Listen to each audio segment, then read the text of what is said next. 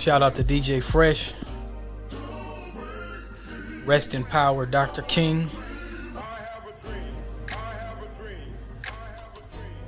One of our freedmen icons that laid his life down for the cause.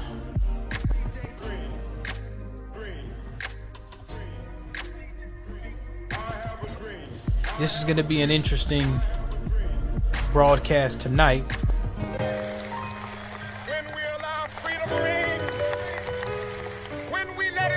Fair use, YouTube, fair use. From every state and every city, we will be able to speed up that day when all the thoughts, black men and white men, Jews and Gentiles, Protestants and Catholics, will be able to join hands and sing in the words of the old Negro spiritual. At last, free at last, thank God Almighty, we are free at last.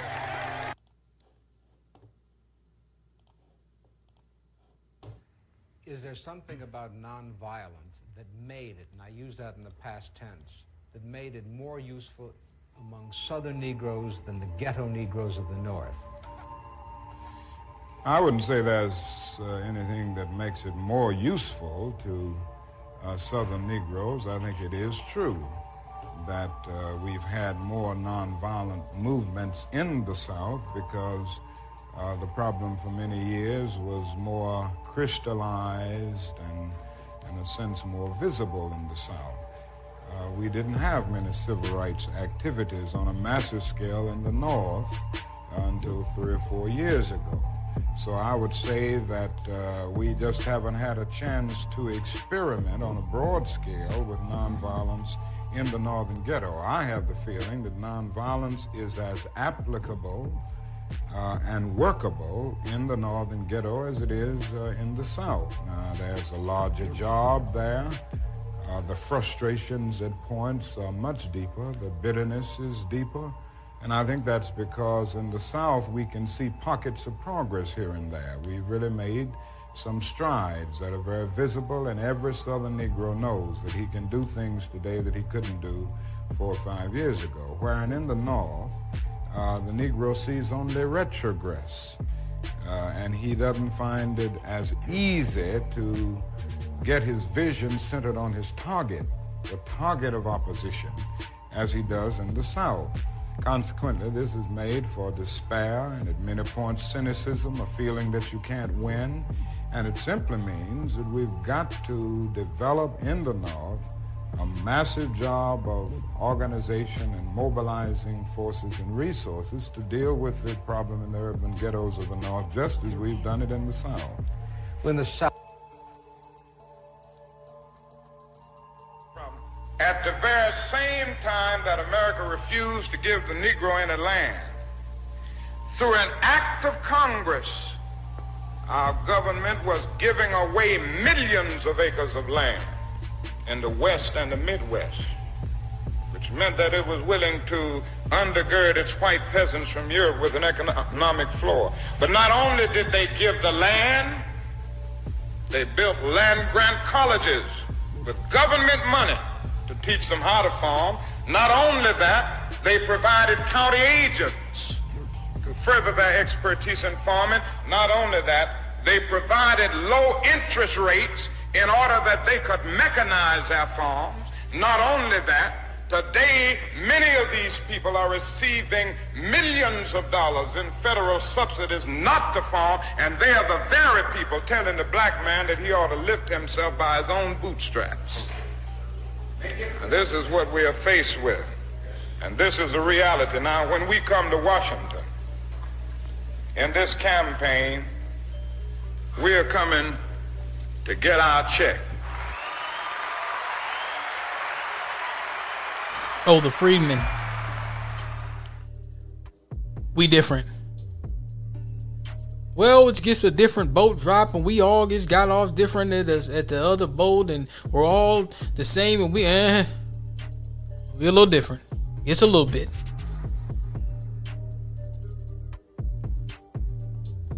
Yeah, man. See,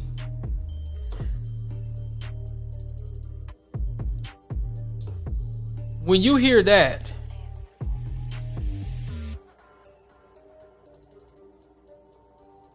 Let me tell you something.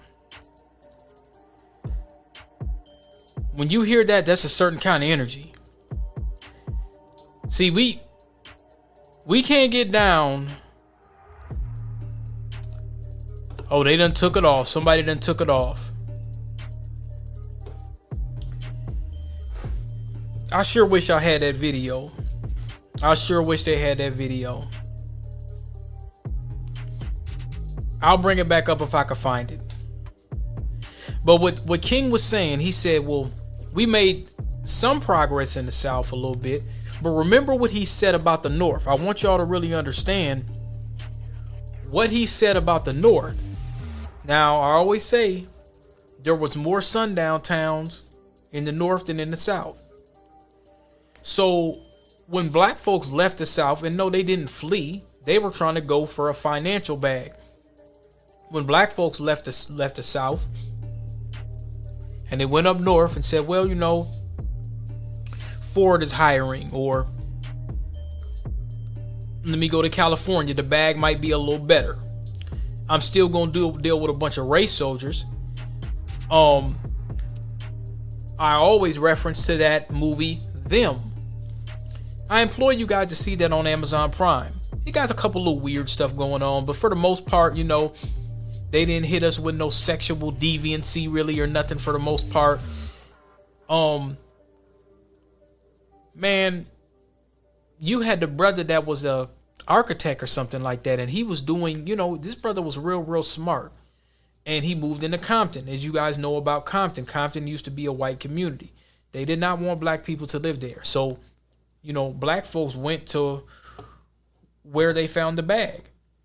Black folks went to places where they felt like, well, you know, maybe I can make a couple more bucks. They felt like they could go, you know, places where they, you know, they could just make a little bit more money, and then maybe, you know, if needed, they could come back down. So you seen when he was speaking to this man that he kept referring to issues with the North. Like, he mentioned the target. He mentioned organization. If you listen to the way he was wording things, he was wording things in a certain way. And the reason why he was doing that is he knew that this guy that was asking him a bunch of questions, he understood the way that this guy was asking these questions. You know, he said, okay, let me answer these questions in a certain manner. He wanted to answer these questions in a certain manner because he didn't want this guy to take him off his game. So a lot of people think that, oh, well, King was just saying non-violent is be cowardly. No, King was being very strategic on the way that they do things.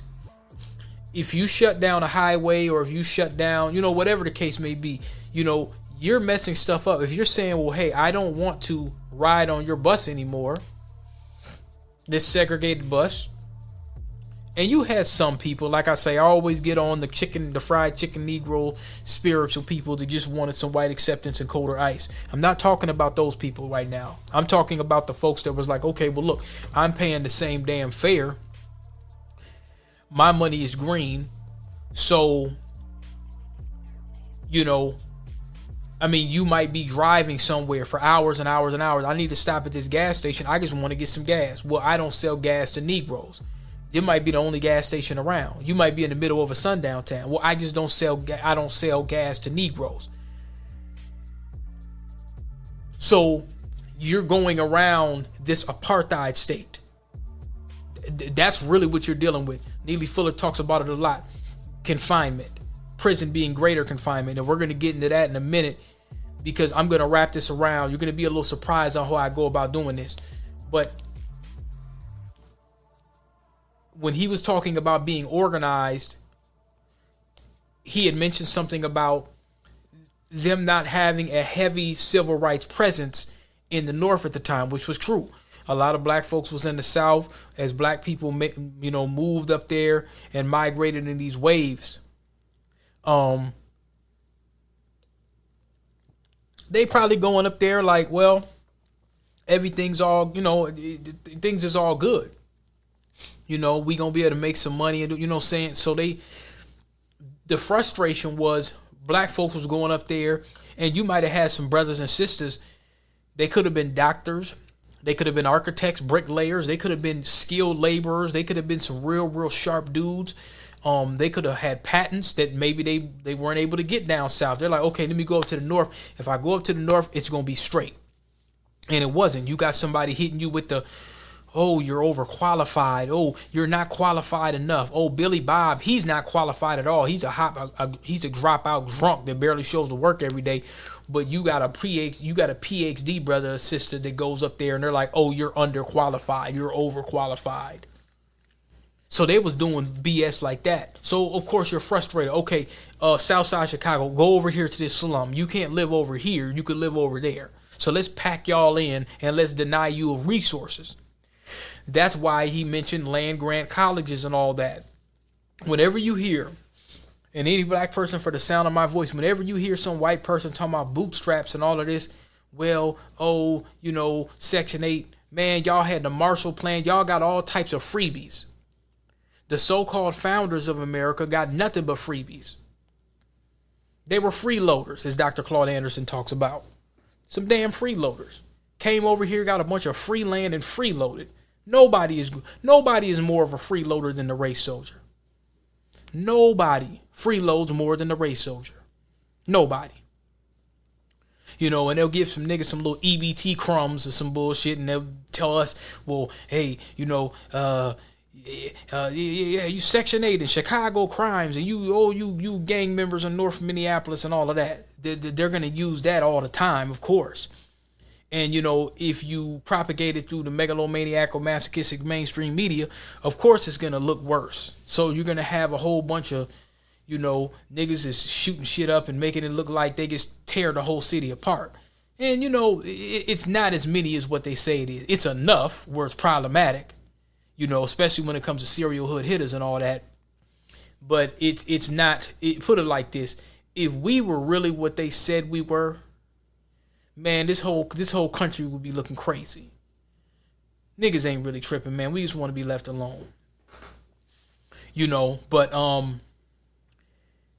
King was, he was like, okay, let's organize. So when he started trying to get, they had to get rid of him because he's like, hey, look, this old we shall overcome, this ain't gonna work. Once he realized that, he said, nah, we need to get the bag. We need to get some of them land grant colleges, and we need to get, like he said, they mechanize the money in with the farms. We need to get some of that because we were promised that and we never received it. We should have got all of that. We should have had all of that. So, yeah, let me get into some of these articles and some of this video here. Let me get into some of that. Let's get some good music going on here.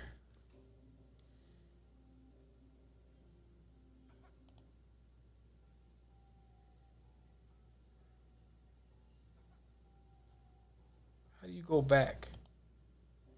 Oh, that's 2023. Okay, we'll do 2022. Okay. So this is an article. If I could get into this. A black man in Jackson, Mississippi gets hit by a police car and is buried in a numbered grave. Family not even notified. This is somebody that MF Kush posted from Twitter.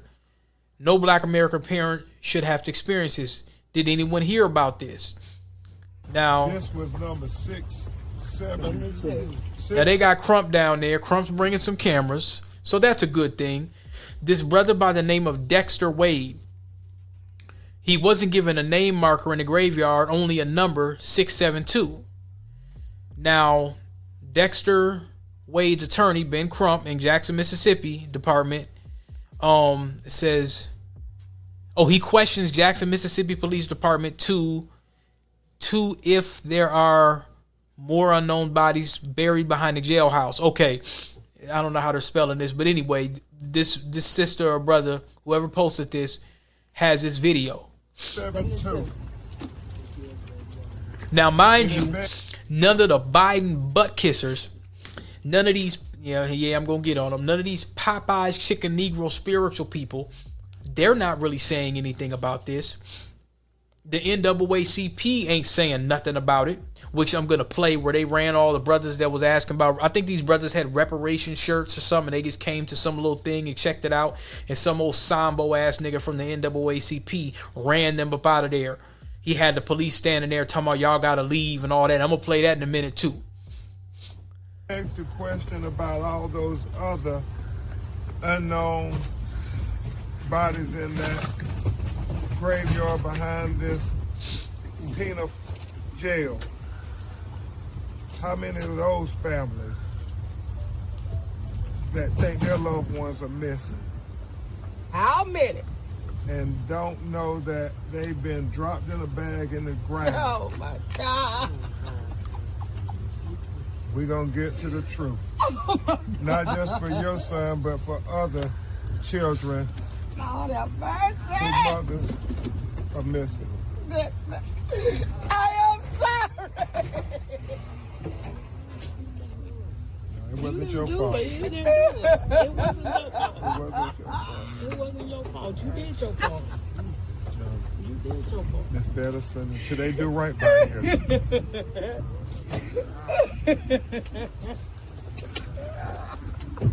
So this is Crump down here in Jackson, Mississippi. Mind you, there's a water problem still. I'm going to see if I still have that video. There's a water problem in Mississippi. It's just, it's the same situation as Flint.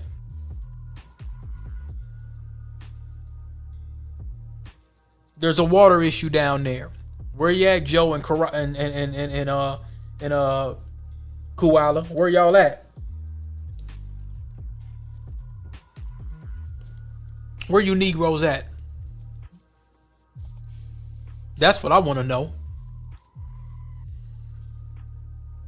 See, the Democrats, they're not doing anything about this. This right here, that's a violation of the Constitution. Right there, that's a violation of the Constitution while they bringing in all these damn illegals. Down in Jackson, Mississippi, home of the former slaves, this is what you got going on right now. Pull up your bootstraps and this, that, and the third. Like I said, I don't want to hear nothing from some folks that fled from somewhere else that want to say something slick about these folks right here. See, this is the kind of things that we dealing with, Black Americans. They're not doing stuff like this to other folks here in America. So that's why I say I'm not going to stand for somebody talking slick about the descendants of the slaves. I'm just not going to do it. I ain't going to go for it. Every time somebody says something slick or tries to hit up the Chicago and and the bootstraps, no, we're not gonna do that. This is the stuff we dealing with while people are talking about, well, you need to go vote and let's just go to the Clyburn fish fry. No, I don't want to hear that. No reparations, no vote.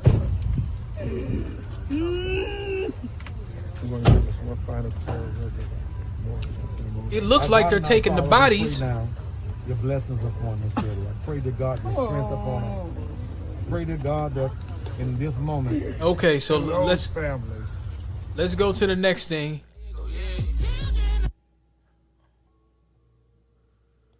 I'm going to give you an idea what some of these. And this is a brother speaking. What some of these graves look like when you don't have family or when no one knows who your family is. This is how they bury you. This is how you're buried at the penal farm. As I said, it looks like this is how you're buried. You're just a number. You're just a number. They tell me now that the coroner is on her way here. The coroner, Sharon Grisham, is on her way here. Now, somebody says here, it says exclusive footage of the cemetery Dexter Way was found in and removed hours before the sun came up. A strong odor was in the air. As I said to you, NBC, ABC, all of the national media are on their way here. The sheriff is providing security. They're trying to figure out what is taking place. As you can see, it looks as though the coroner now may be on her way down to the gravesite. We're up on the hill. But as I said, it looks like that the body may have been stolen earlier this morning and or last night. and they're trying to figure out what may have happened, and why would this body be taken. There is a smell out here. As you see, I have my mask, and I'm gonna go ahead and get ready to put my mask on. There is a smell out here at the penal farm at the moment, and while they're trying to determine what has happened. But as you can see, this is the grave or the cemetery for the indigent. And I call upon every minister, Pastor Hollins and other ministers, to begin to try to put some money together so that the people who are indigent can be buried better than this. This is how you're buried. There's a marker, and many of them they do not have a number on them. Look at this. They're just buried. And it kind of does what they can do to bury, and with the money that they have, they bury them. But there are no headstones, and there was just a stick, as you can see. Meanwhile, now think about this. The descendants of those who built this damn country get a number, not a headstone. Meanwhile, you got folks that ain't even from here that can run up, and you got some of those I even heard on the news complaining, talking about, oh, I want to go back home. It's too cold. I don't want to stay in a shelter. I don't want to stay in a hotel in New York. Take your ass back home. See, this is what we have to deal with up here. A stake with a number. This one doesn't even have a number. This one doesn't have. This is how they're buried. They don't even have a name. And some don't have numbers. They're just here. And you see the iron stake. We can fix this. That's something we can do. We can help the sheriff make this better. It's not his fault that it's like this. It's been here a long time, but we're gonna help him make this better. This is my first time here, and as you see, there's another car coming from the cemetery. Curry Koala, her I can't do nothing for black people ass. Why her ass ain't down there while she's on this damn abortion tour? Why ain't she down here? This is a major issue. Why ain't she down here? I'm telling you, man, I ain't got no respect from you coon, sambo, tap dancing ass niggas that get vote for the Democrats again. It's best for us to just sit out. It's best for us to just sit out.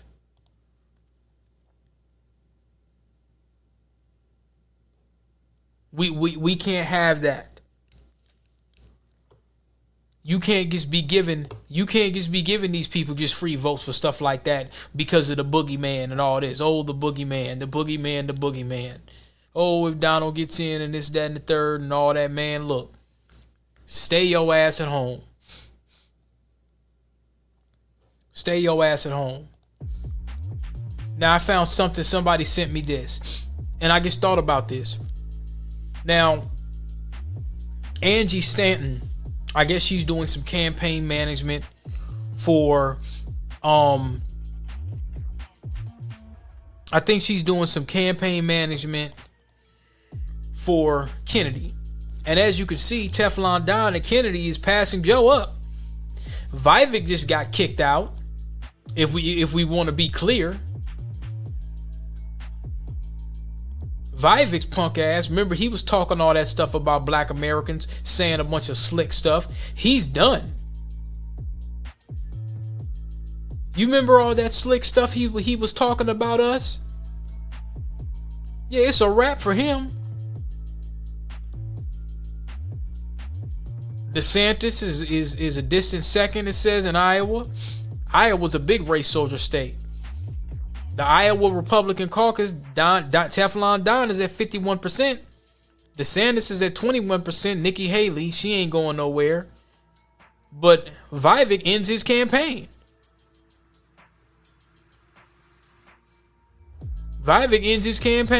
He's through.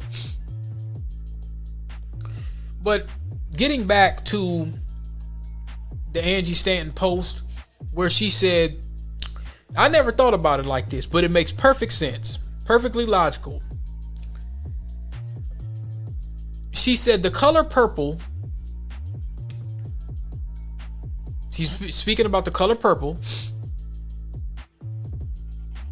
and she said in the movie, Celie was raped by her father, impregnated by him. So that's the first piece of the black brute complex that the narrative that they were using. Okay, you got this black man, you got this sick ass bastard that's touching his daughters. You know what I'm saying? When I seen the movie when I was young, I was a kid.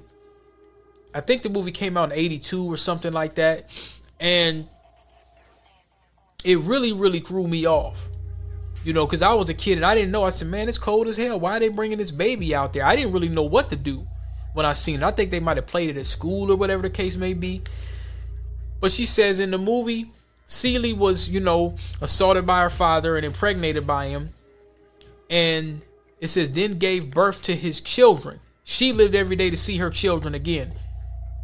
That was the you know, the post they put on the black and white or whatever. So she said, for all the abortion advocates that love to use the R word as an excuse, if abortion was legal back then, they would have convinced Celie to execute her children and there would be no color purple. There is value in life regardless of the circumstances. That's what I got from the film. Now, I wasn't going to go see that trash, but that's pretty much it when you think about it. If they would have had a Planned Parenthood and Maxine Waters had Megan Thee Stallion out there twerking, twerk for baby butchering, I'm just saying, there would be no color purple. You couldn't have had the movie Color Purple. So you got to start thinking about what was the whole point. You got to start looking at what was the whole point. What was the narrative? What were they trying to say?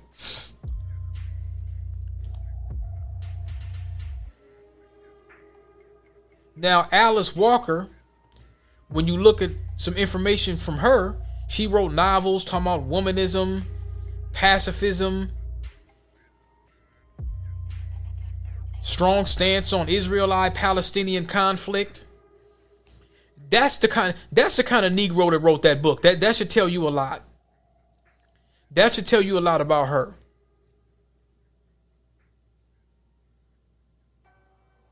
That should say a lot about her.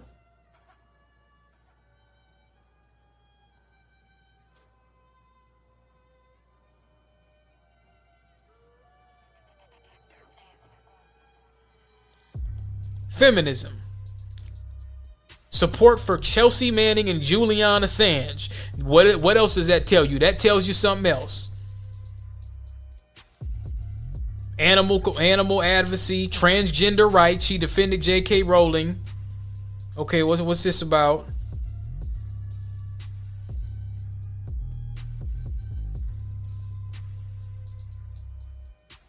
Who's J.K. Rowling? What did she say?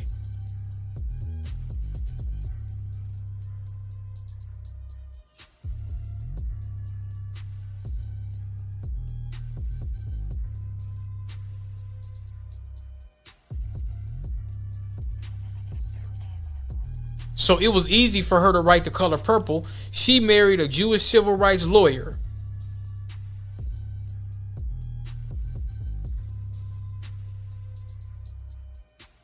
Becoming the first legally married interracial couple in Mississippi since miscegenation laws in the state, if I'm saying that right. They were harassed by the Klan. Then she divorced the dude in 76. She moves to liberal ass California.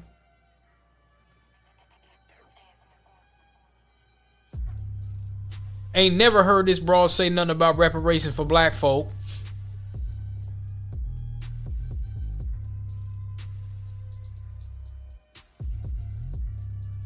Mind you, look at The Color Purple. Taraji was up there crying the blues because she wasn't getting paid well.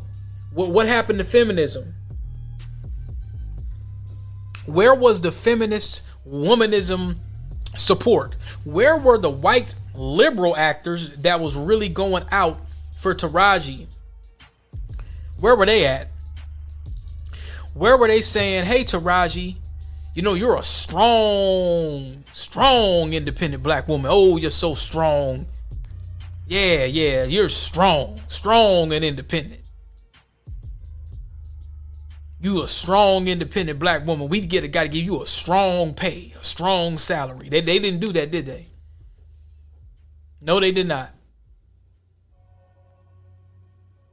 They absolutely did not.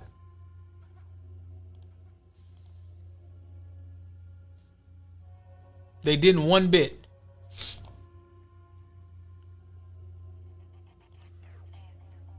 Now I want to comment on a post here that somebody said. Somebody by the name, I think it was on the Twitter, it was a movie monster, Ados or something. They said Black Panther, and he said this: Black Panther made $516.6 million overseas, $500 million. If the world, as Hollywood likes to say, hates black Americans, why did it make so much money? That money didn't come from Africa. It was in places like China, Italy, and Russia. And it was because black Americans went crazy over it in the U.S., making the other $500 million. The world follows what black Americans do. That's facts. They follow what we do. We are the leaders when it comes to culture. Yes, we are. We sure is. Look at the top movies. Look at the top music. Look at it, all that. Okay. Not knocking nobody else. I'm just saying that's called popular culture. So anyone who tries to tell you that black Americans are not worth anything here or overseas, know that they are lying and have an agenda. Notice how Hollywood hasn't taken advantage of Black Panther with tons of copycat movies like they do those stupid white Marvel movies, which no longer make money because people wanted more diversity, not less. That was the question. That's Hollywood purposely ignoring the truth about black Americans. And the Black Panther sequel made less money because it didn't star black Americans. See the patterns? That's an interesting an interesting analysis that this brother came up with. The second one didn't have Chadwick. Rest in peace to that brother. You know what I'm saying? But there was really nobody to take up that torch. I'm trying to remember the second one. Well, they had the Latin villain. Once again, black folks giving him,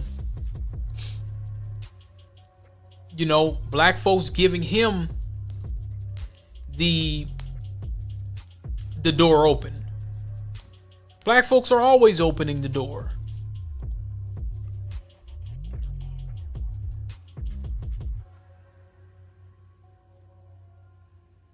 They're always opening the door for people. We always share the wealth, and we always share whatever we do.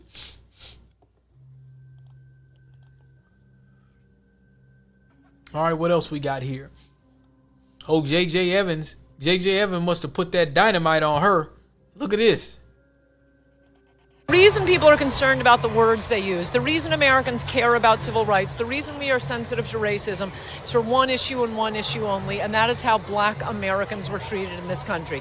It is because of the legacy of slavery and Jim Crow. Those do not compare. Irish, the new groups, they always get a little bad treatment. Do not compare that to how blacks are treated in this country. You don't get to piggyback on the black experience in America. You do not get to do that just because you are a woman, an immigrant, gay, Hispanic. No, the rest of you can go F yourselves.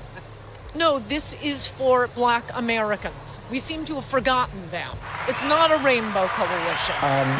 Various groups, feminists, gay rights groups, and those who are defending immigrants have commandeered the black civil rights experience. Yes. What do you mean by that? There is the legacy of slavery and Jim Crow laws. We don't owe the homeless. We don't owe feminists. We don't owe women who are desirous of having abortion. That's what civil rights has become for much of the left. Wait, could I just say, what have we done to the immigrants? We owe black people something. We have a legacy of slavery. Immigrants haven't even been in this country. But you see, the black experience is different from any other experience in America. There is slavery. There is Jim Crow. So I really do resent it when people come along and say, well, you can't say the the phrase illegal alien when you use the N-word. You can't say retard when you say the N-word. You can't say, I don't know, a million other things. They're always comparing it to the N-word. So the main point I want to make is no other word is like the N-word. And Coulter for the win, ladies and gentlemen. Nobody saw that coming. CNN, people are going to say, Ann Coulter. This is one of the first times I've ever agreed with Ann Coulter, and it's on CNN. Mark this down in your calendar. But, Ann, you've always felt this way. This isn't new for you, right?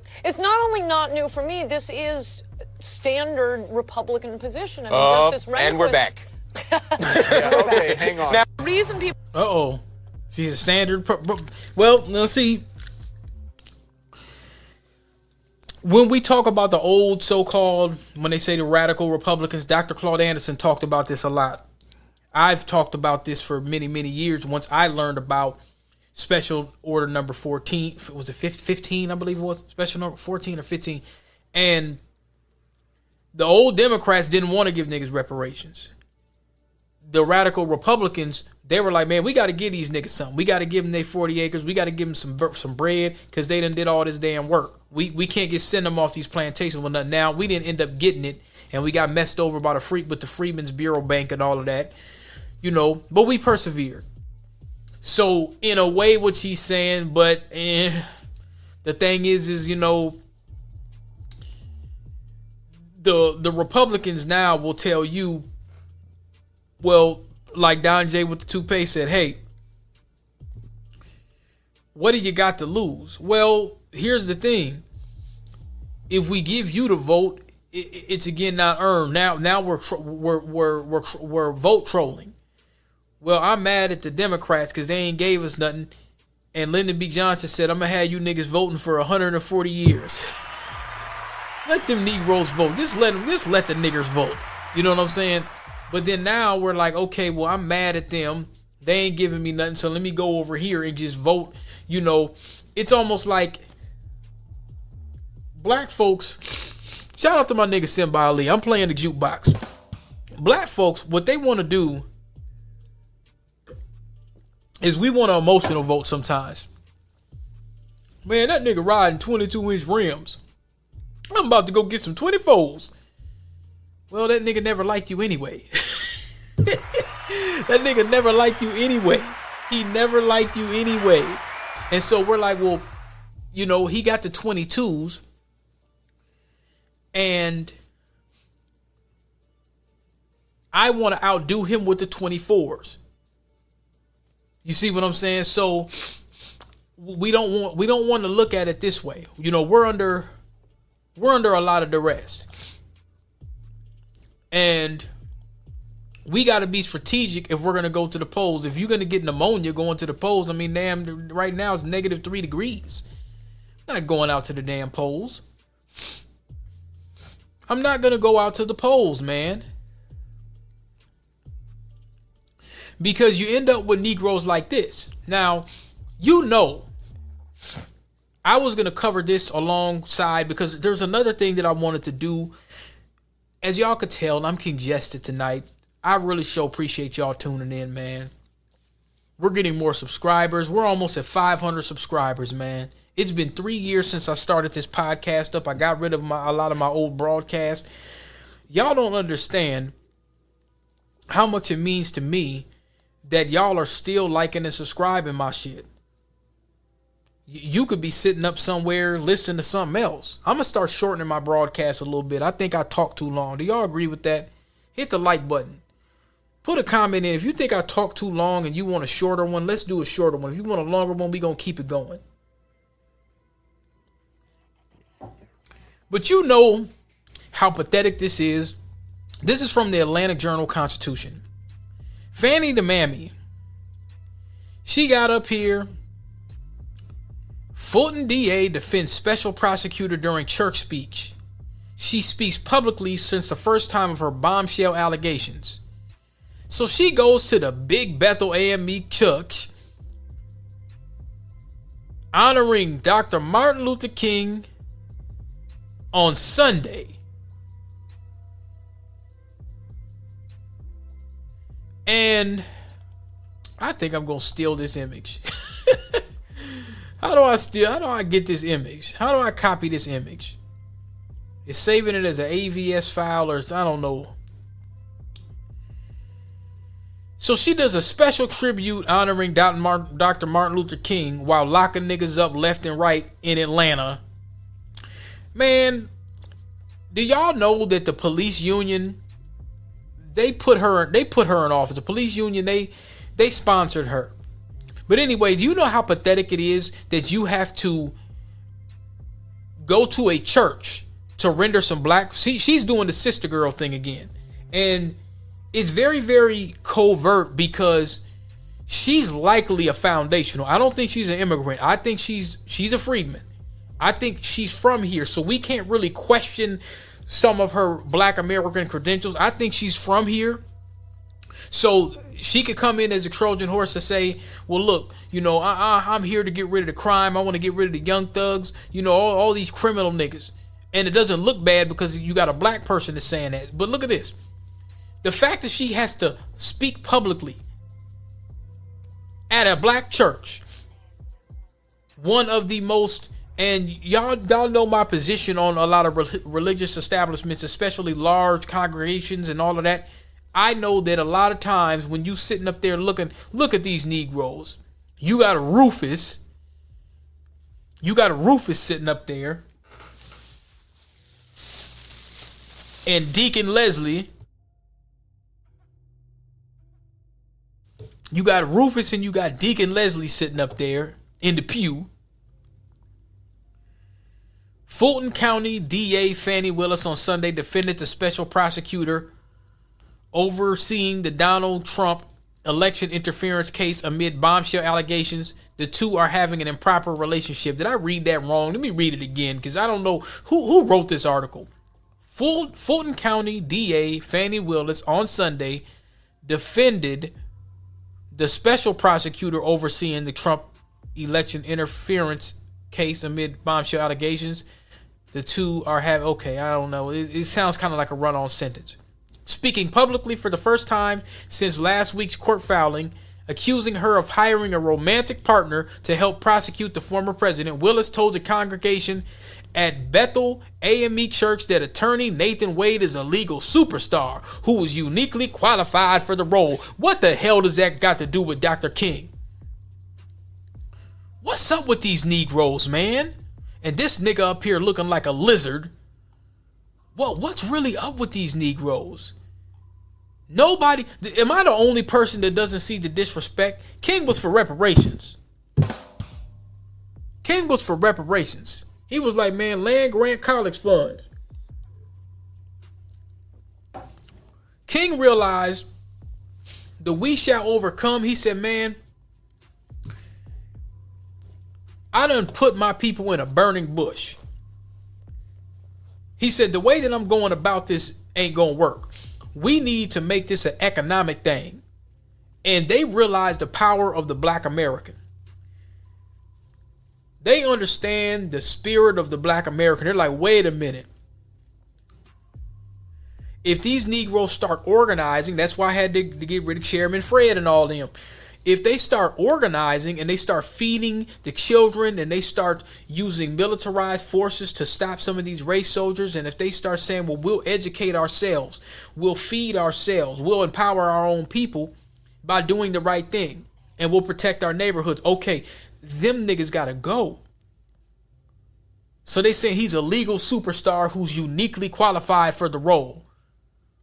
Now she felt she had to say that at the church.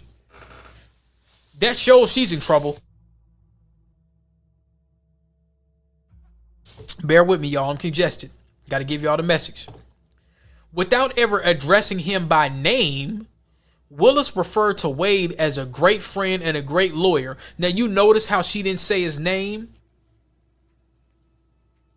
Why didn't she want to go to Destiny's Child route? Say my name, say my name. Say that nigga's name. She didn't even want to say the nigga's name. A great friend and a great lawyer, and said he is paid the same hourly rate as the other two special prosecutors hired to assist with the case. Now, she didn't do this at a news conference because they knew that she would get trashed. She went to the black church. Hold on.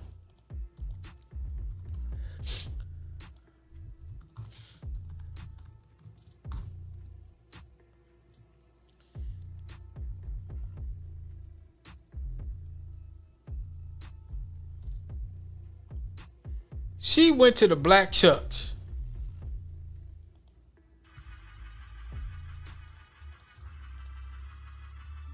This is what she did.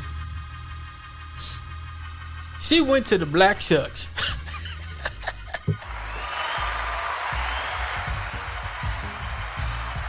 Fair use, YouTube. Fair use. Hold on. Let's get the right music going on here. Man. She went to the black church because she knew that if she went anywhere else, she was gonna get trampled on the media. So she went to the fried chicken, collard green, pig feet, pork and bean, A&B Bethel Church. That's what she went and did. And she didn't even say this dude's name. She did not confirm or deny that the two are romantically linked. You know what that means.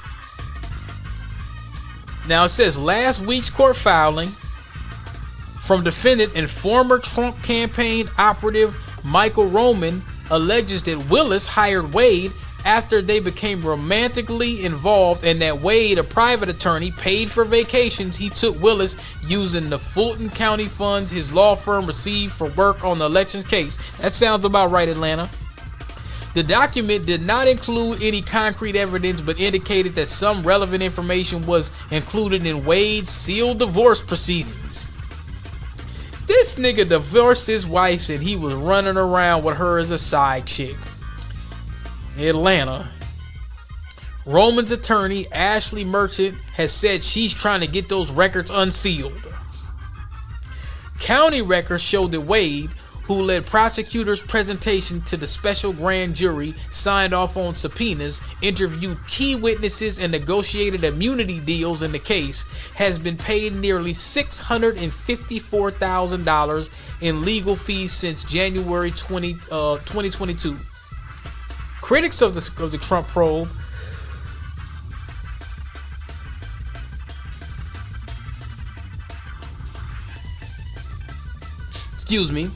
Critics of the Trump probe have seized the news to question Willis's judgment and frame the case as irreparably tainted. Oh, Chris Edwards, the organist, he's going to work. Oh, he's going to work.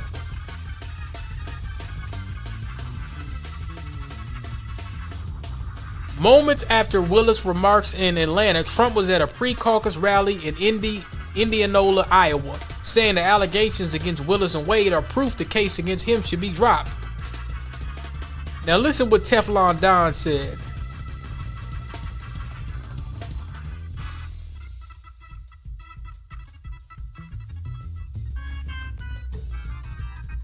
He said, "You saw Fannie Willis gave her boyfriend $1 million to go get Trump, right?" He said, exaggerating the amount the special prosecutor has been paid so far for his work on the case. She's been exposed. I can't imagine they can continue with that case. Emotional at times during her 35-minute speech. Why the hell does she need a 35-minute speech? I'm playing these organs as I see fit. Willis read from a letter that she said she penned to God during a particularly trying week. Trying week from what? You got your boyfriend paid $600,000. You got Donald J. with the toupee indicted. Oh, she's playing this light skin thing up real good. Oh, she's playing this up real good. You be like, well, DP, you a light skin nigga. How can you say that? Oh, I know the light skin role. Oh, yeah, she's playing this up real good. Oh, let's listen to this. Standing in front of the choir during the historic Black Church Martin Luther King Jr. themed service, Willis noted that the other two special prosecutors on the Trump case, John Floyd and Anna Green Cross, are both white. She did not mention those two by name. They only attacked one, Willis told the congregation. First thing they say, oh, she's going to play the race card now, Willis said. But no, God, isn't it them that's playing the race card when they only question one? Isn't it them playing the race card when they constantly think I need someone from some other jurisdiction in some other state to tell me how to do my job I've been doing almost 30 years? Get your ass out of here.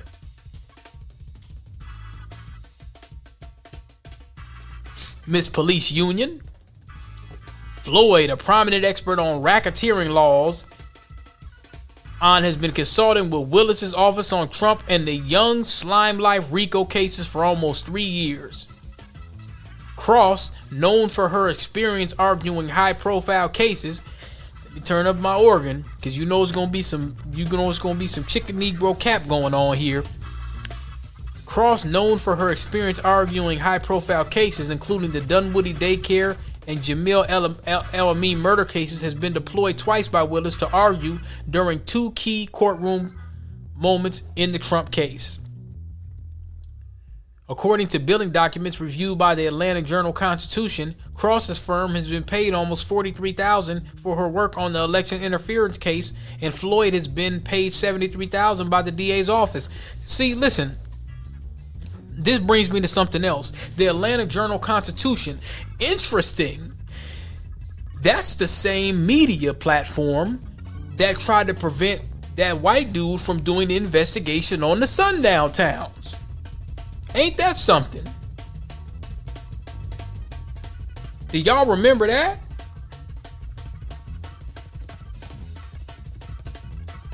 Let me find the book. There was a book. I'm not talking about the one of James W. Lowen. There was another Sundown Town book.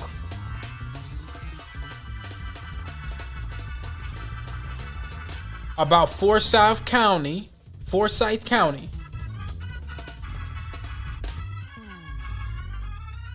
Damn, what is it called, man? I got the book.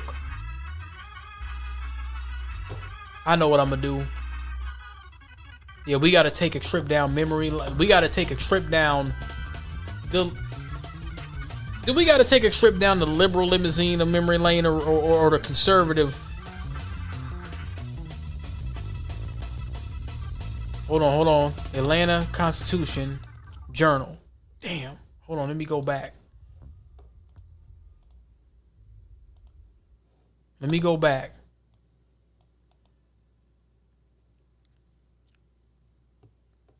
Okay, it's not letting me look it up. Let me go. Wait a minute. Bear with me, y'all.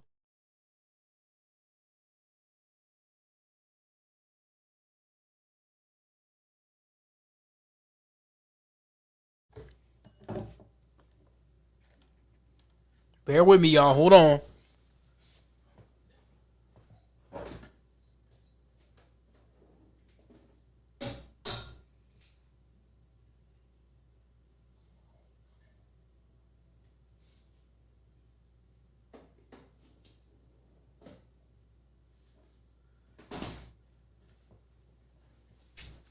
See, that's what I like about this podcast. Y'all are patient with a nigga. I can start editing. I should have had my music playing while I went and poured me up a little more. Okay. Now, before we keep on going, no, we're going to keep it going. We're an hour in. I'm going to find this. Because this is important. Atlanta Journal Constitution. Now, don't take my word for it. Sundown Town. Oh, let me see where it's at. Sundown Town. Come on. Sundown Towns. University System of Georgia. Race and Reckoning in Forsyth County. Remember I talked to y'all many years ago. Oprah went down there, and man, in 1982 in Forsyth County, I was told that county was like real sundown townish. They had some singing Negroes that went out there, man, back in the day, and man, they told their ass to get up out of there. But there was I'm gonna find this, y'all. I am going to find this. It was a dude. There was a movie. You know what? I'm not even gonna do all that, man. I'm about to just go to YouTube and type in Sundown Town, and y'all could do it with me. Sundown Town. It's a documentary called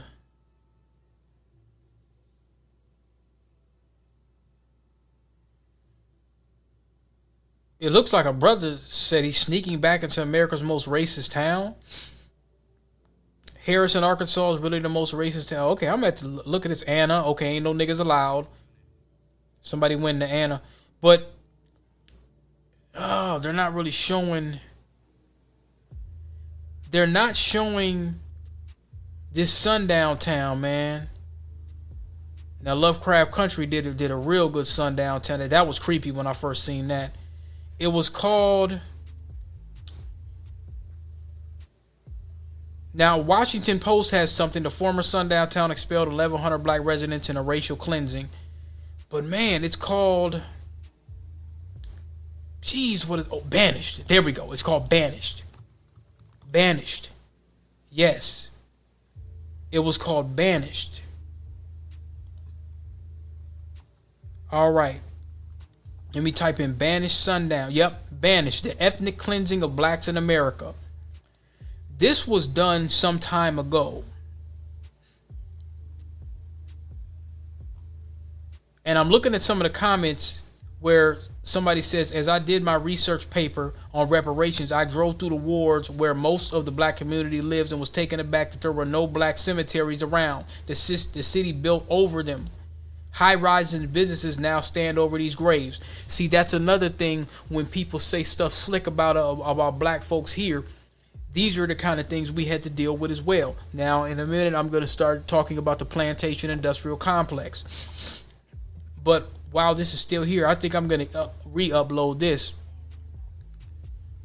Let me download this right now, YouTube to MP4, because I'm gonna re-upload this documentary for y'all. Hopefully they don't take it down, but I'm gonna re-upload this for y'all so y'all could see it for yourself. Because I don't think we're really gonna have too many issues and whatnot. But let me go ahead and download this, because this is a documentary that your children and everybody needs to see this. All right, let me see. It's called Banished: The Ethnic Cleansing of Blacks in America.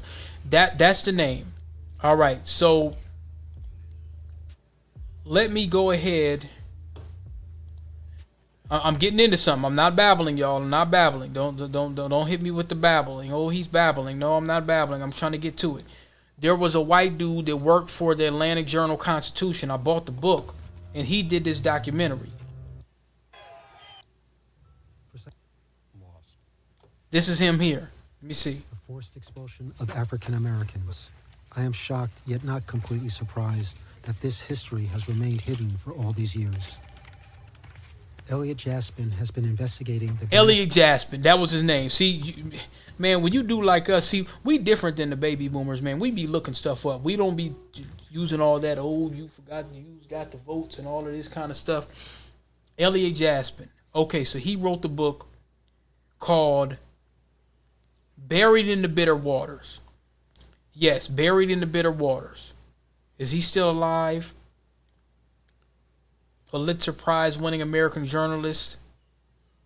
Yeah, when he was trying to get information about this, man, he got a lot of pushback. He published this book in 2006. And I bought this book. I bought this book because when I watched Hidden Colors and I started learning more about sundown towns, because, the old Negroes, they didn't tell us anything about it. But when I started learning about sundown towns and Hidden Colors, you know how, millennials are. We keep searching. We keep searching and we keep searching and we keep searching. But he worked for the Atlantic Journal-Constitution. That's why something really popped up in my head. I said, man, the Atlantic Journal-Constitution, what is it about them? Because they're phrasing this as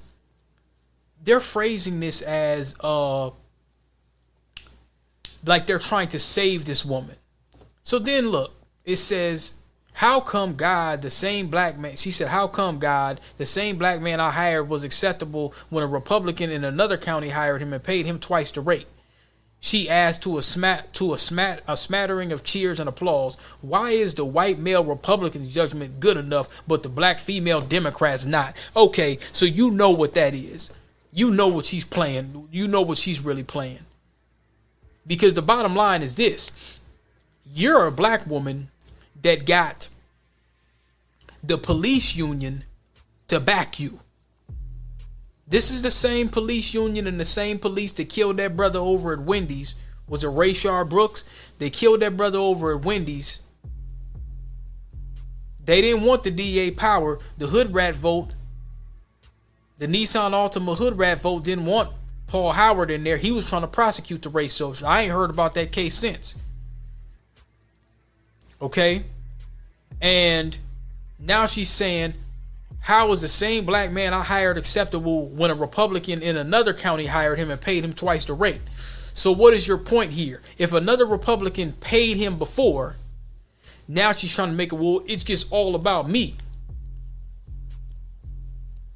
Why is the white male Republican's judgment good enough, but the black female Democrats not? Now, we're not going to play that game with you because you don't use the same energy that you using on Thug that you use the white supremacists that are in the police force. You ain't going to prosecute no crooked cop like that. Let's not do that. Let's not do that.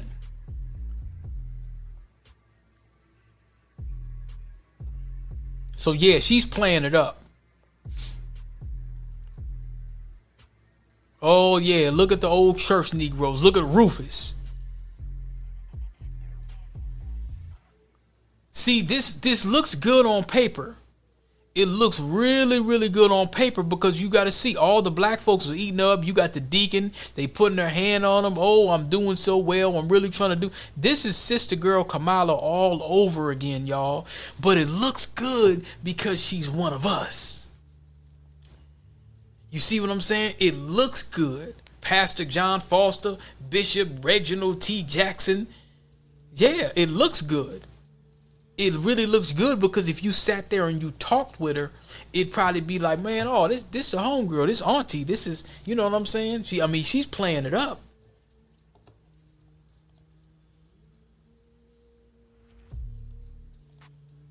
Yes, sir, she is.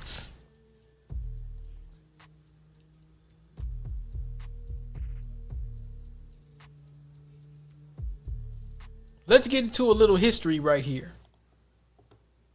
Now they say to go ahead and read this before I play. Now this is from More Threads. You got to follow them on the gram. This is a Gullah presentation taken by a visitor at a former slave plantation in Mount Pleasant, South Carolina called Boone Plantation. Yes, slave plantations are actually still in business and are all over the U.S. despite people believing they're only in the South. Now, when I went to New Orleans, I did go on a plantation. Yeah, they still making money off them. Absolutely.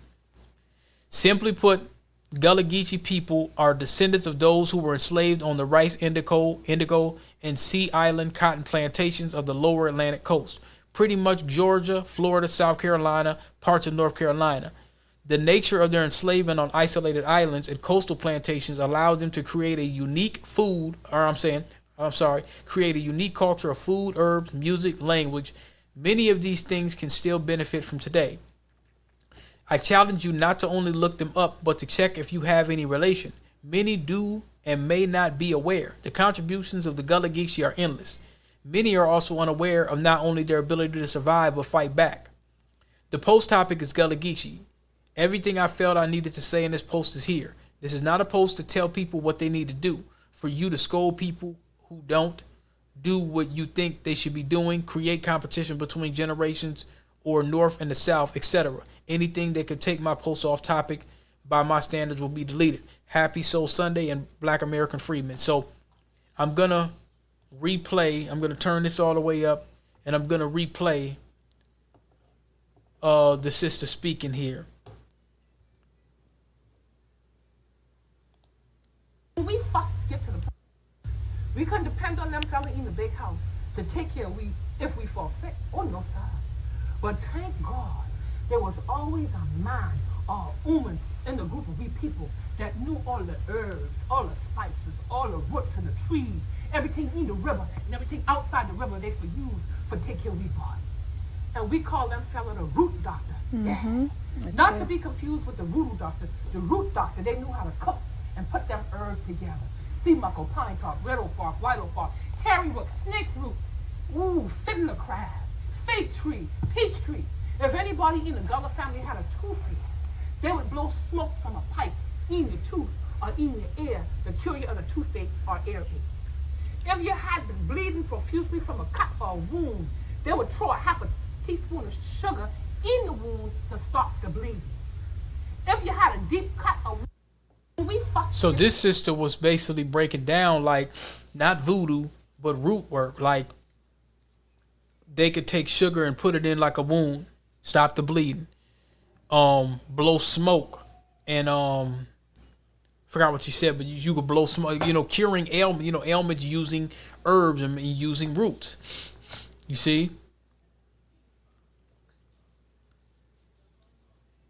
I want to get into something else here. I think I'm going to save some of these other little things. There's been a program that I've been looking at. I've been talking about this for a while, especially when I went down to New Orleans and I seen them billboards saying our kids shouldn't be in Angola. And then there were some articles that came out a couple different times that talked about how black folks, they were sending teens to Angola. Now, as y'all know, Angola is a former plantation, still a plantation. And that plantation, because I'm going to call it the plantation industrial complex. People call it correctional facilities. There's nothing being corrected. The plantation industrial complex in Angola, they still got niggas working in them fields. They still got them working in them fields. And I have always heard about Angola. They call it the Alcatraz of the South because it's surrounded by water.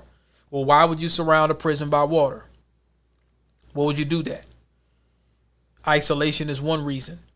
Another reason is psychological effects. I believe they talked about that in Hidden Colors, the psychological effects. If they call Angola the Alcatraz of the South, that would be a perfect reason.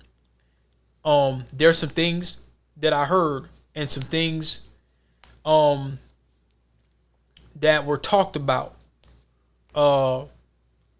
that you never really get a detailed account because, a lot of them southern prisons, I'm telling you, anytime you got somewhere where, like Rikers Island, they done did 1,000 documentaries. Anytime you got places where they ain't really trying to do documentaries, that tells you a lot.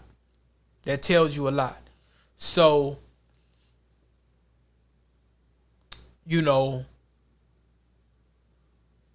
that makes it even more dangerous when you have people like the Fanny, the Mammies. Because as they're sending brothers and sisters to jail, when they go into these institutions, whether or not they did the crime, they're going into these institutions that are ran like plantations back in the early South. That's why I don't really have any respect for them. Because this is below subhuman on the way that they run these places. You see what I'm saying? You want to talk about law and order, man, you could forget about that. There's somebody I employ y'all to take a look at. I've looked at pretty much, and this is brutal. This stuff that I'm getting ready to play is brutal, but well needed.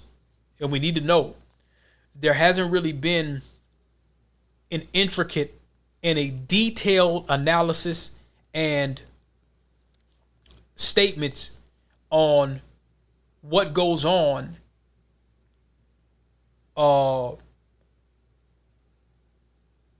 in those institutions to this degree. And you could tell that he's telling the truth. So I started looking at a lot of that. Sleep late, lose weight. We go to child, we go to workforce. So this particular day, everybody's happy to be on the things were different. Hold on, wait a minute. I made it too loud. My bad. Because I had some other stuff that I want to play too.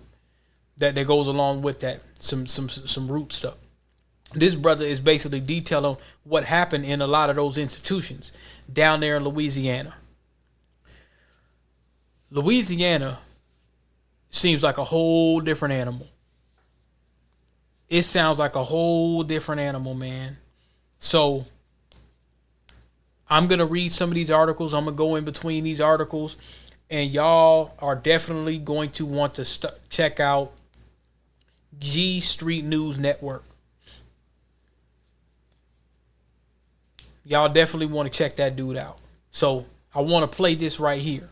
And then we'll kind of go through it. We're going to get right into this episode. But before we do, I would like to... Fair use, YouTube. Fair use. Just ask some questions before. Okay. First, I'm going to give you a scenario. Just say a guy came to a prison. We got an inmate.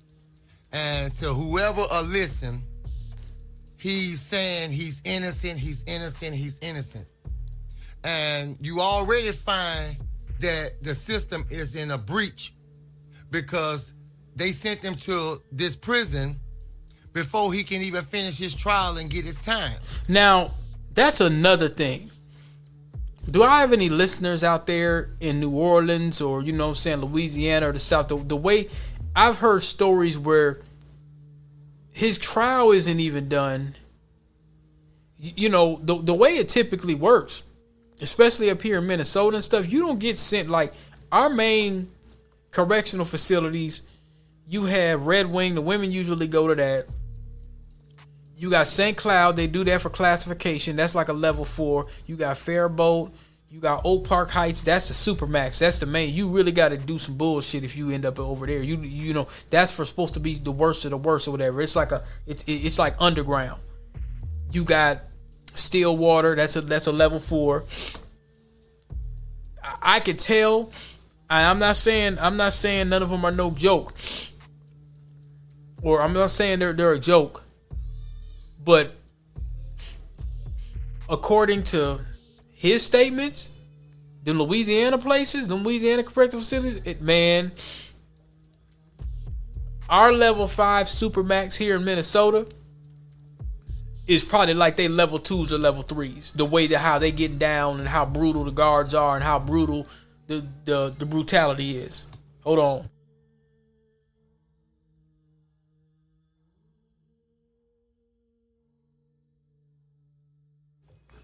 Okay, so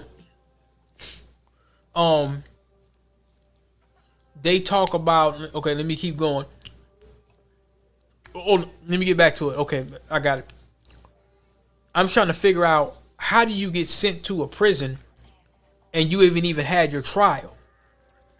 How do they send you to an actual prison and you haven't been convicted yet? I think that's crazy. And every time you look around, the detectives are coming to this prison and pulling this guy out of his cell, out the tier, and they question him. They question him, interrogate him. You know, and this happened maybe twice a week. And they keep doing this for about 3 months straight with this little guy. And this little guy is from New Orleans, Louisiana. And he tells you this story. He say, hey, I was on my way to work and a police car comes up to me and they ask me where I'm on my way to. And I say, I'm on my way to work. And the police officer begins to tell him, hey, we had a homicide in this area.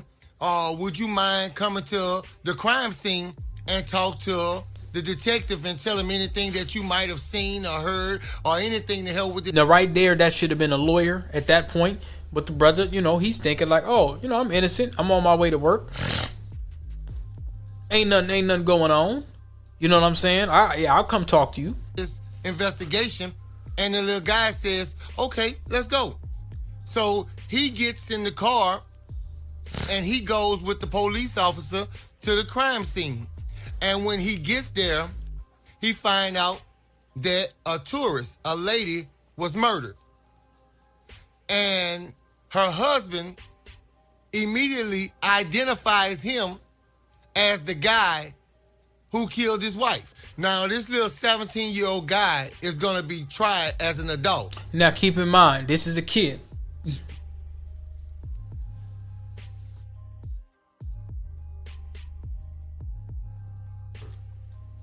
Keep in mind, y'all, this is a kid. This is a child. Right? But they're not looking at it like that. This is a child. This dude's on his way to work. He's doing the right thing. And with no evidence, you got some dude that basically just says he did it. Now remember, he's 17. Okay.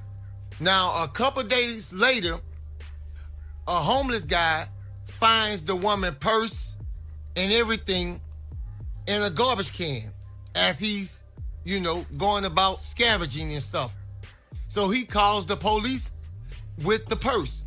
And inside the purse is still $1,200. Now this little guy is maybe about 7 miles away from the crime scene. And where they find the purse at is about 20 miles in the opposite direction. And all this had just happened maybe like 30 minutes before they picked the little guy up. His mom had just seen him get up in his boxers, brush his teeth, get dressed. His brother seen him. His dad seen him. And now remember, the purse is about 20 miles the other way. Now, that's about a 30-minute drive or 40-minute drive, but this little guy is on feet. Now, just with those facts alone, I want to know y'all honest opinion. Do you think this little guy was capable of, in 30 minutes, getting to that crime scene that's 7 miles away from where he's at now, killing that woman, stealing her purse, and going 20 miles in the opposite direction on feet, dumping the purse, and making it back to that spot where they picked him up at? No answers could be wrong. You know what I'm saying? Now think about that, y'all.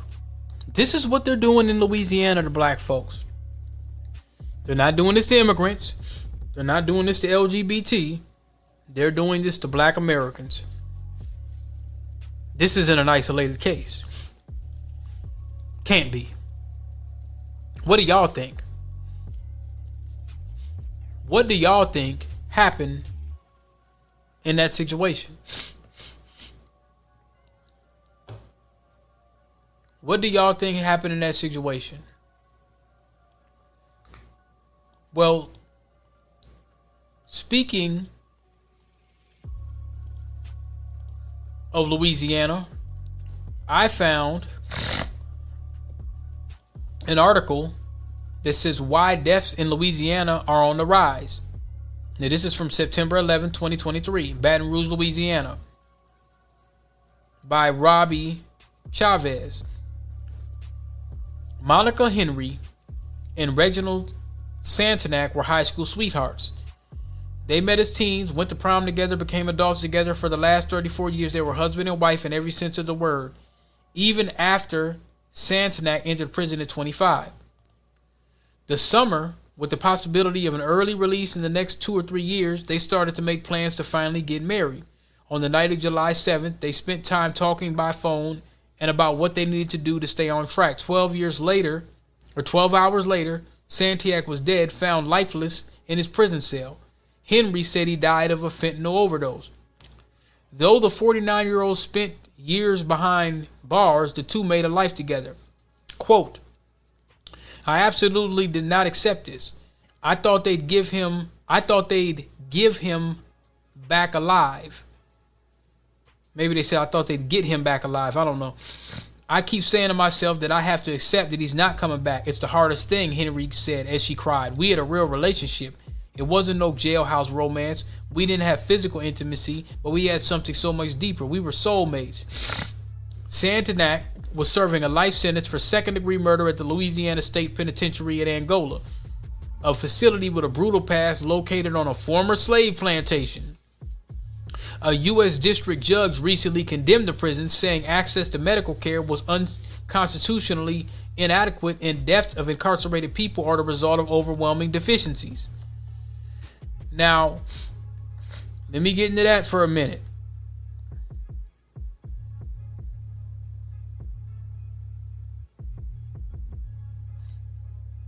Where's this at here?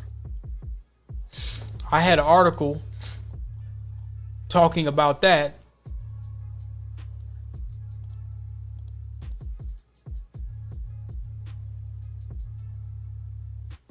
Okay, that's not the one. But we'll get into that one in a minute. But I had an article about that.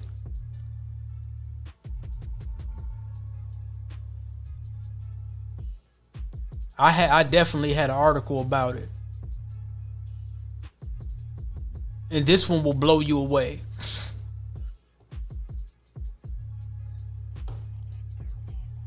But let's come back to it. Let me see if I can find it. Is this the one? No, that ain't the one, but that one's gonna get the stats. Jeez. My goodness.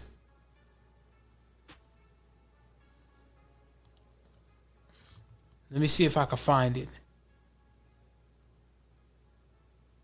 I don't know where my stuff is whenever I need it, man. It's kind of irritating.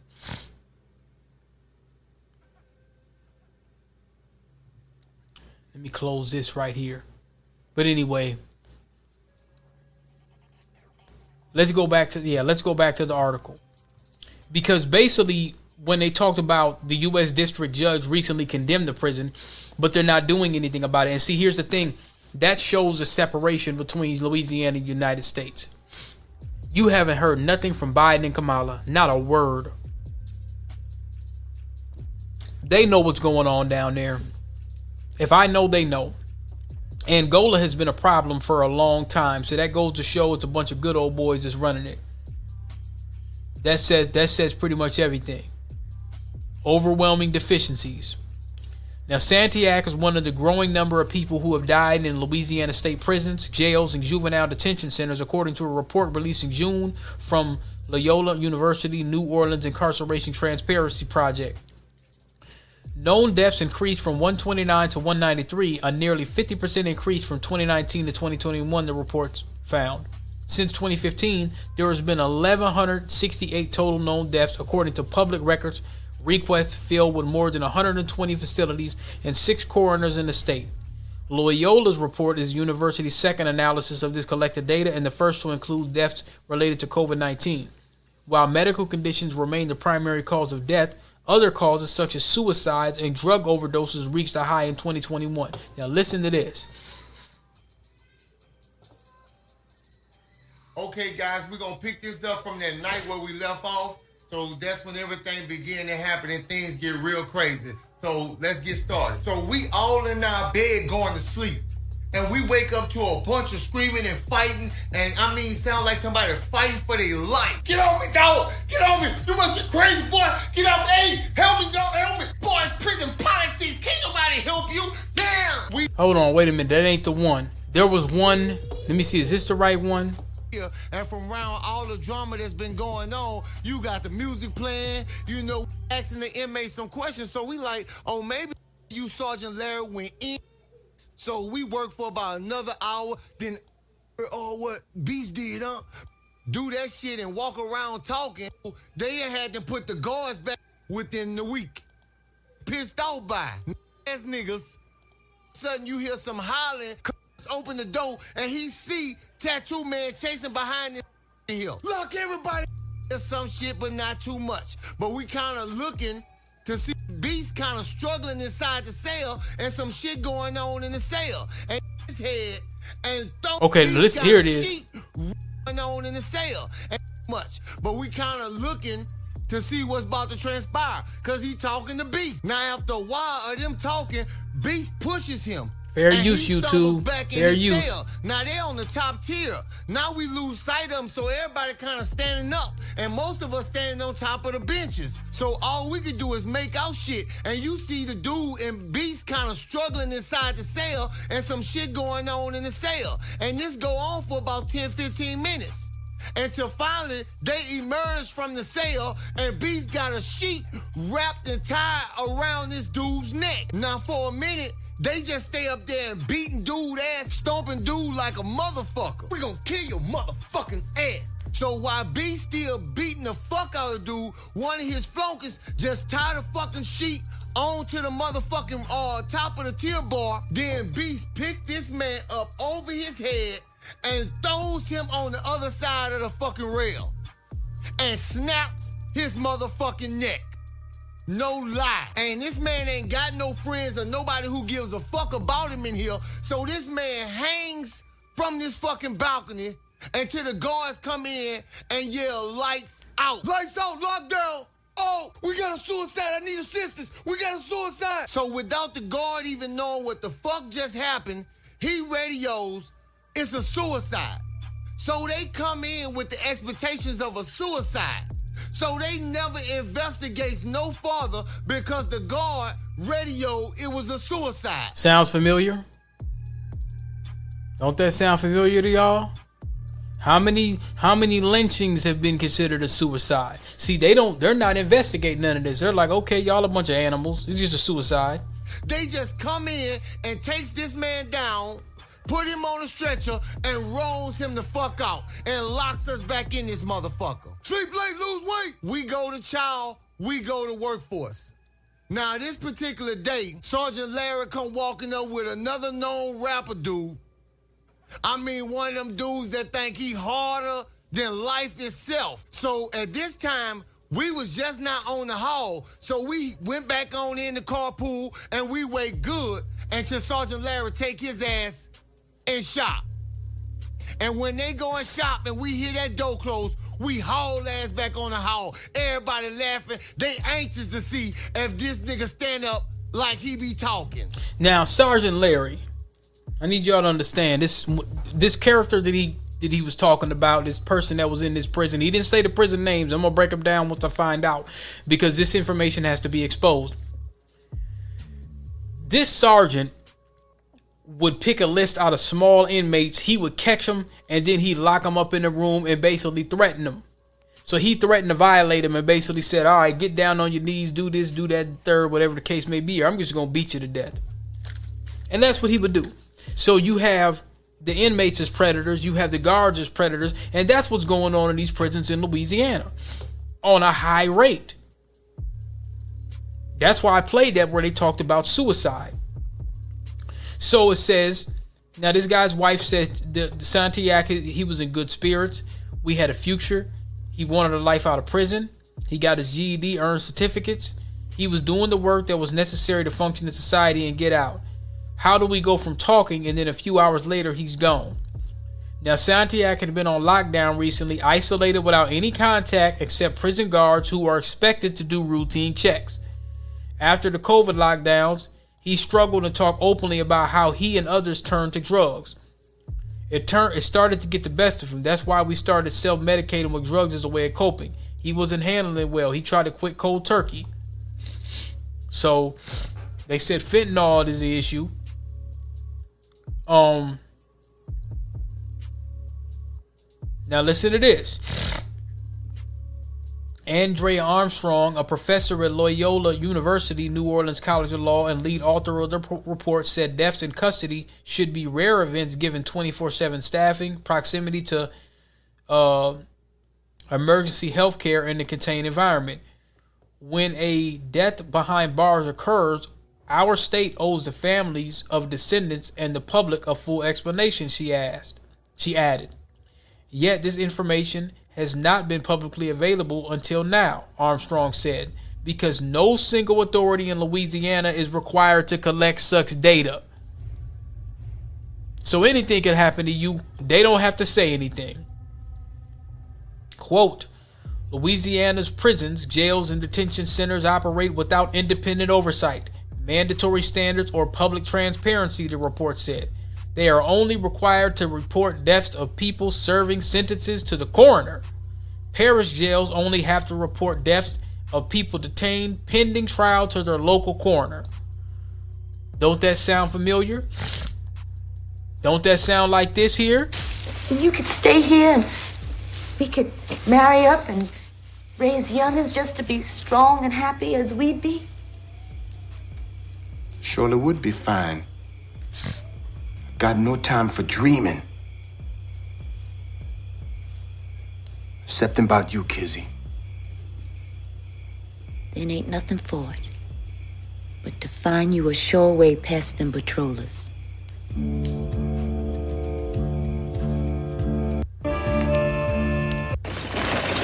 It'll take 3-4 moons to reach across. West, that's where the sun's setting. Don't nobody know Fair what's out use, there. YouTube. Fair use. South. That's the place where they work niggas till they drop dead like a whole horse. Sounds like North the place to be. Not for you, child. Don't you think about North. There'll be trouble. You just stay right where you at. Still don't know where that be. Don't matter. Thing is, you stay here. That's why I named you Kizzy. Because in Mandinka talk, that means you stay put.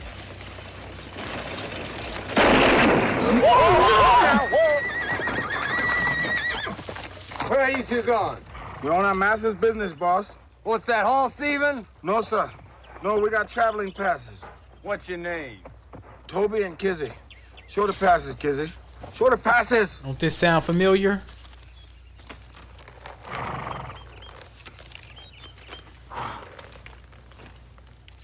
He can't even Virgil, read. Get over here and read this. You see that?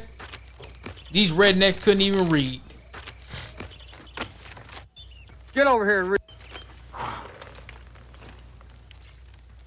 Virgil, get over here and read this.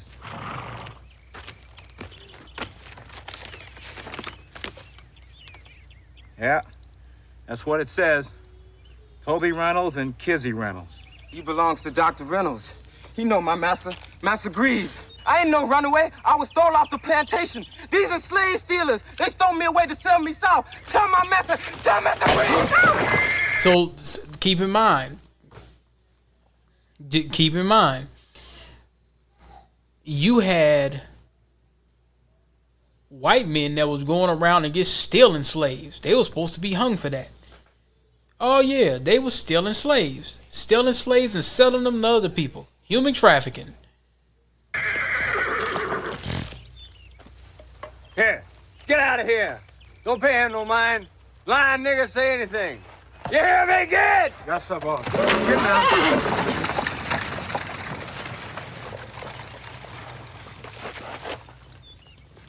It could have been Noah, Papa. Same thing could be happening to him. I know it. I just feel it in my bones. He's free. That's Ada. Oh, Lord, have mercy.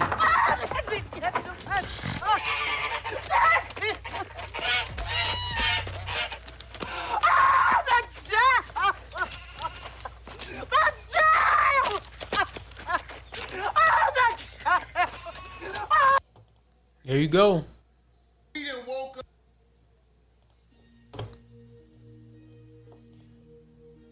Louisiana prisons, jails, and detention centers operate without independent oversight. So what that means in code, they could do what the hell they want. Public records compliance is not uniform, and as a result, Armstrong said the database is admittedly incomplete and presents only a snapshot of known deaths behind bars. What that means is they could just kill niggas left and right and you wouldn't even know it. Listen to this. Santiago's life matters, Henry said, despite his conviction of a serious crime, as do the lives of all incarcerated or detained people. She said the prison is yet to offer an explanation of how her husband died. The jail has never even called me. When I was looking at this G Street News Network with his brother's name G, when he's breaking down how the Louisiana prisons operate, it immensely correlates to these reports and all of these articles that I talk about. He's not lying about this every step of the way. You had situations where dudes was killed, stabbed up in the shower. The CO's completely corrupt. That's just the culture. And guess what? The families may not have even known if one of their loved ones was killed for weeks, months. They didn't even tell them. She said the jail has never even called me. The only reason I know anything is because incarcerated people from back there begin to share stuff with me. He talks about that on his YouTube channel a lot. Why didn't anyone take it more seriously? People just think, well, these people are thrown away, but we all mess up. We all make mistakes. He acknowledged the wrong that he did. He took accountability for it. This should not even have happened. Now listen to this. Advocates like the Reverend Alexis Anderson, who was a member of the East Baton Rouge Parish Prison Reform Coalition, said there's no fundamental obligation that a prison or jail has than keeping people inside safe and alive. Prisons are deadly, dehumanizing, and quite frankly, it's an abysmal failure.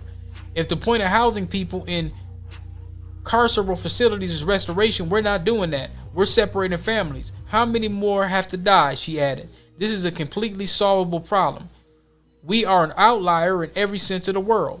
In Louisiana, there's more than 28,000 people currently incarcerated in state and local facilities, according to the State Corrections Department. Louisiana has not only the highest per capita incarceration rate, according to a Prison Policy Institute analysis of federal and state data, but also the highest in-custody mortality rate in 2019. I remember Lil Boosie was talking about that on YouTube. He says, you are guaranteed to go to prison in Louisiana. You are guaranteed.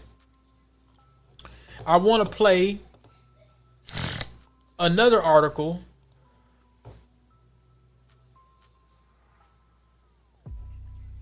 here.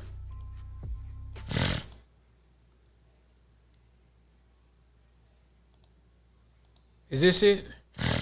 Now remember what we talked about. Now this is in Alabama, but this is pertinent to Louisiana as well. Now this is a dude that's talking about how the guards are nowhere to be found in the Alabama Department of Corrections. So just mimic Louisiana and you'll see how it goes. Ain't nobody in here. Ain't no police in the cube. None. Ain't no police in the dorm. Nowhere in the dorm. We locked in. Look at all them folks right there. We locked in. What if a fire break out? What if somebody gets stabbing on each other? What happens then? Ain't no police. None. Anywhere in the dorm. That's the cube. Ain't nobody in here. Ain't no police in the cube. None. Ain't no police. So he's showing that the police, they probably off there effing off somewhere. They're not doing anything. They said there's no police in the cube and they're locked in. He's saying if a fire breaks out, what happens if a fire breaks out?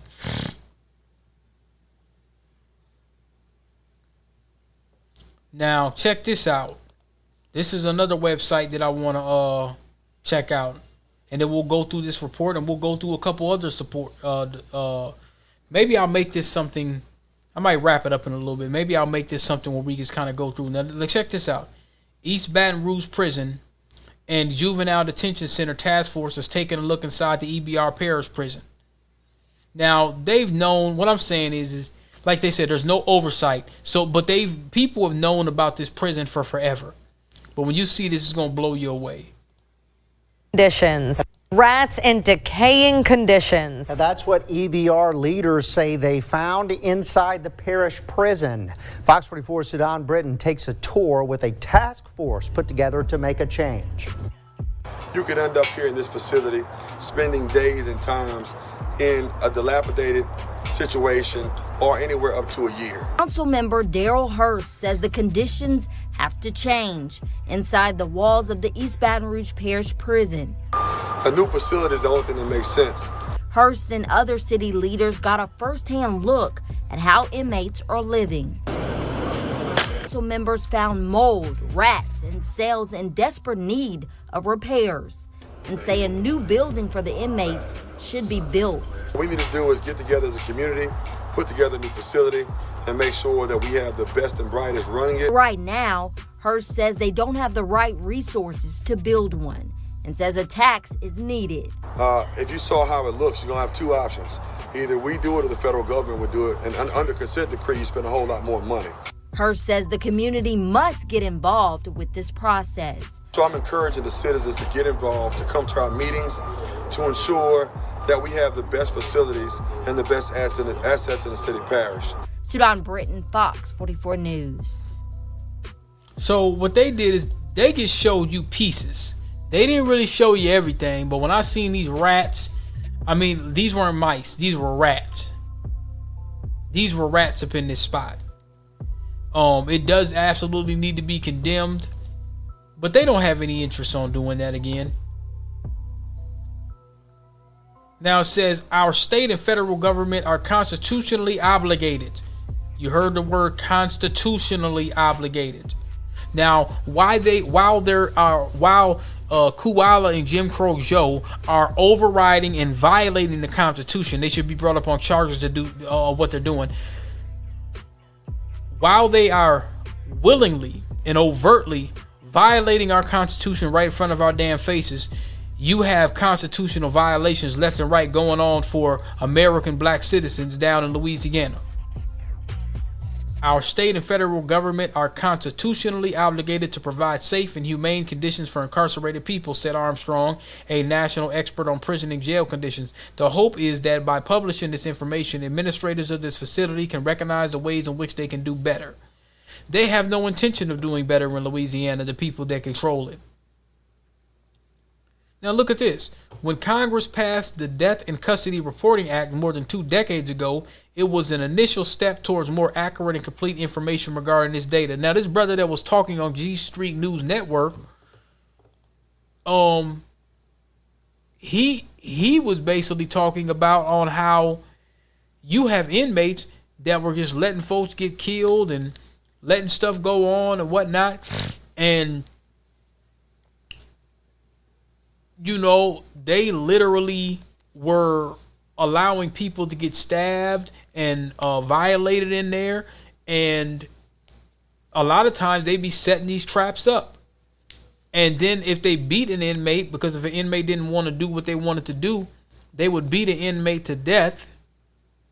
And they would just get on the radio and say, oh, he committed suicide, or whatever the case it may be.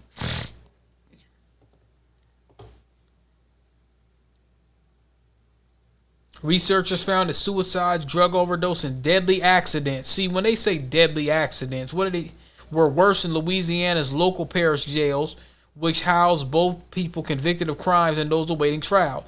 The report found that while parish jails accounted for 25% of all known deaths from 2015 to 2021, they accounted for 61% suicides and 54% of overdose deaths. The data from Armstrong also shows that 1 in 4 incarcerated people due to violence were housed primarily in local jails.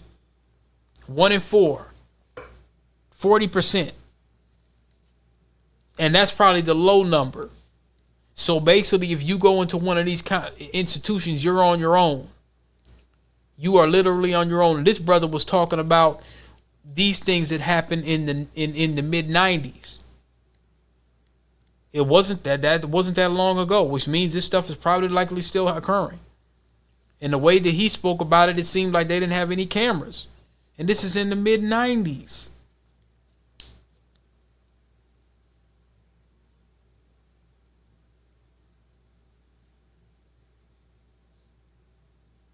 Not much has changed in 8 years. Franks, a founding member of the East Baton Rouge Parish Prison Reform Coalition, is now helping a family who has experienced a similar death of a loved one being detained in jail because he couldn't post bail. Now this brother was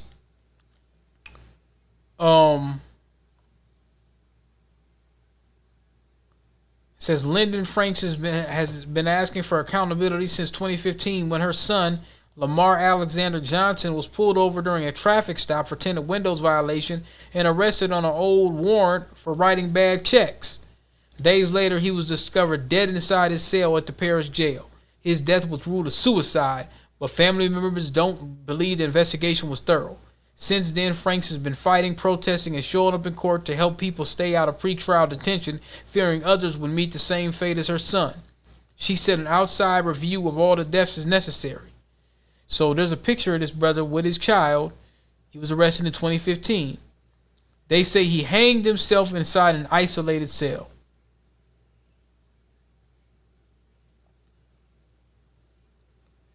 That doesn't add up to me. One of two things I believe happened. I think someone hung him. I believe a guard hung him. An inmate. Or he was violated in there and couldn't live with it. That's what I believe happened. we're going to keep on reporting on this. I've been going on for an hour and 45 minutes. I'm going to go ahead and edit this down. Like I said, I've been congested and stuff. Throat ain't been the best. You know, I think I'm going to continue to report on these Louisiana reports to get it out there. That was a very startling statistic when it says pretty much they said 1 in 4 people. They have more people incarcerated than any other state in America. Like I said, when I went down to New Orleans and I seen them billboards, that was crazy to me. They said, you know, this child doesn't need to be in Angola. When I seen that billboard and I seen that little boy that gets on that billboard, that was like a dog whistle. That was crazy. That was insane. So I'm going to try to do a broadcast as soon as possible. Feeling a little under the weather, but I want to get some information out to y'all. So I'm going to make sure that I work on this and get some more information. And happy MLK Day.